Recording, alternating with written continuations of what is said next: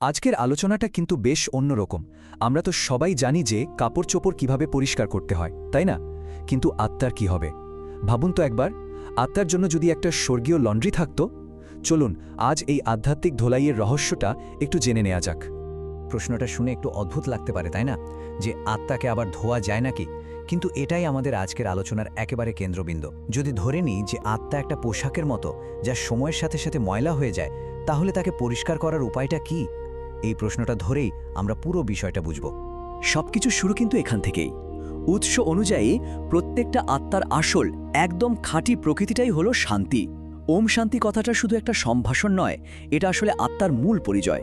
মানে আত্মা জন্মায় শান্ত, পবিত্র আর একদম পরিষ্কার হয়ে।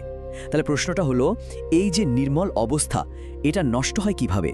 তো আত্মা যদি শান্ত স্বরূপ হয়েই আসে, তাহলে এই দুনিয়া আর তার মধ্যে থাকা আত্মারা এত অপবিত্র হয়ে যায় কি করে? ঠিক এখানেই আমরা সমস্যার মূল কারণটা খুঁজে দেখব, কিভাবে এই পবিত্রতার পতন হয়। মূল ধারণাটা হলো আত্মা জন্ম আর পুনর্জন্মের এই লম্বা যাত্রাপথে আস্তে আস্তে পতিত বা অপবিত্র হয়ে যায়। ব্যাপারটা ঠিক একটা নতুন পোশাকের মতো, যেটা বারবার পরতে পরতে পুরনো আর ময়লা হয়ে যায়। আত্মাও ঠিক সেভাবেই তার আসল গুণগুলো হারিয়ে ফেলে। এই পরিবর্তনটা একবার দেখুন, কি অসাধারণ।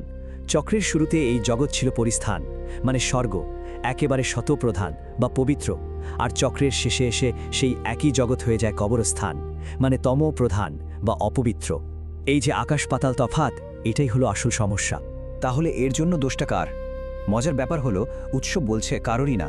এই যে অধপতন, এটা আসলে একটা আগে থেকে ঠিক করে রাখা মহাজাগতিক নাটকের অংশ। এটা কোনো ভুল বা পাপের ফল নয়, বরং একটা চক্রের স্বাভাবিক পরিণতি, যা ঘটবেই। যখন জগৎ আর আত্মারা তাদের সবচেয়ে খারাপ অবস্থায় পৌঁছে যায়, ঠিক তখনই তো সমাধানের সময় আসে, তাই না? আর এই সমাধান আসে খুব অদ্ভুত একটা উপায়, যাকে উৎস বলছে স্বর্গীয় লন্ড্রোম্যাট। ভাবুন একবার, পুরো মানবজাতি যখন অপবিত্রতার একদম শেষ সীমায় পৌঁছে যায়, তখন সবার ভেতর থেকে একটা সম্মিলিত আর্তনাদ ওঠে। তারা পতিত পাবনকে ডাকে, যার মানে হলো পতিতদের পবিত্রকারী। এটাই হলো পরিবর্তনের ডাক। এটা কিন্তু একটা বেশ গভীর প্রশ্ন।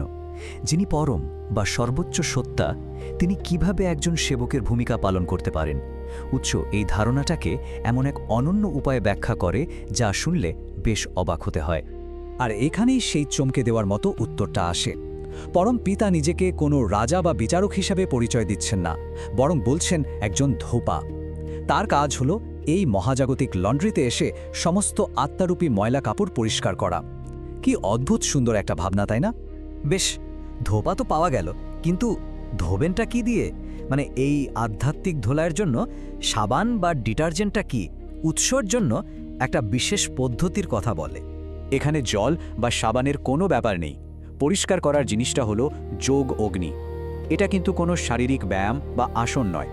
এটা হলো পরম পিতাকে স্মরণ করার এক মানসিক আগুন, যা আত্মার সমস্ত পাপ আর অপবিত্রতাকে পুড়িয়ে একেবারে খাঁটি করে তোলে। তাহলে পুরো ব্যাপারটা কিভাবে কাজ করে দেখুন, 3টে সহজ ধাপ। প্রথমত, এটা মেনে নিতে হবে যে আত্মা অপবিত্র হয়ে গেছে। দ্বিতীয়ত, যিনি পবিত্র করতে পারেন সেই পিতাকে মনে করতে হবে। আর তৃতীয়ত, সেই স্মরণের আগুনেই সমস্ত পাপ পুড়ে ছাই হয়ে যাবে।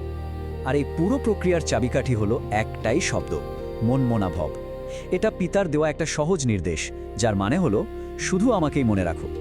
এই স্মরণটাই হলো সেই ডিটারজেন্ট যা আত্মার সব ময়লা পরিষ্কার করে দেয়। কিন্তু সবচেয়ে অবাক করার মতো বিষয় কি জানেন? উৎস বলছে এই প্রক্রিয়ায় জীবন মুক্তি বা জীবনেই মুক্তি পেতে সময় লাগে মাত্র 1 সেকেন্ড।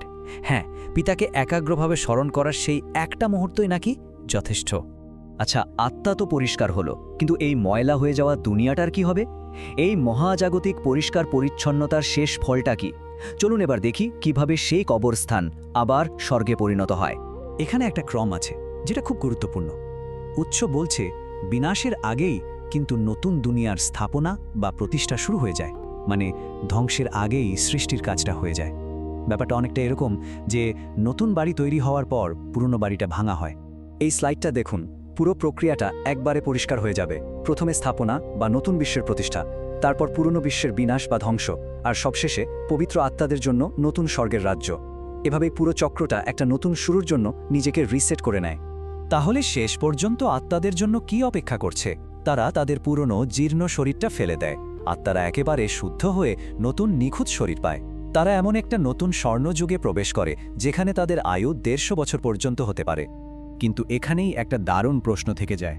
উৎস বলছে এই যে 5000 বছরের পুরো নাটকটা, এটা একদম হুবহু একইভাবে বারবার ঘটতে থাকে, কোনো পরিবর্তন ছাড়াই। যদি তাই হয় তাহলে এই নতুন স্বর্গের পর আবার কি আসবে? উত্তরটা হয়তো এই চক্রের মধ্যেই লুকিয়ে আছে, এক অন্তহীন পুনরাবৃত্তির ইঙ্গিত।